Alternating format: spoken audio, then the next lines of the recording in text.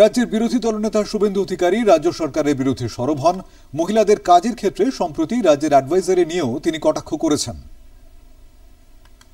রাজ্য সরকার অ্যাডভাইসারি দিয়ে ডাইরেকশন দিয়ে বলছেন রাত্রিটা মহিলাদের জন্য নিরাপদ নয়। এই লজ্জা রাখার কোনো জায়গা আছে? এখানে সংসদে বিধানসভায় মহিলাদের আসন সংরক্ষণ বিল পাস হচ্ছে, নারী সশক্তিকরণের কথা বলা হচ্ছে। কেন্দ্র রাজ্য সরকারগুলি মহিলাদের কেন্দ্রিক জনকল্যাণমূলক কর্মসূচি ঘোষণা করছে, কার্যকর করছে। প্রধানমন্ত্রী আবাস যোজনার বাড়ি মহিলাদের নামে এগ্রিমেন্ট হচ্ছে, সেইখানে এই রাজ্য সরকার আলাপন বন্দ্যোপাধ্যায় একটা চাটুকার, তাকে গিয়ে বলছে যে রাত্রিবেলা মহিলাদের ডিউটি করার দরকার নেই। একদম সবচেয়ে বড় তো এইটা বিপন্ন পশ্চিমবঙ্গে, মহিলাদের যে রাত্রিবেলা নিরাপত্তা নেই, এটা সরকার বলছে নবান্ন থেকে।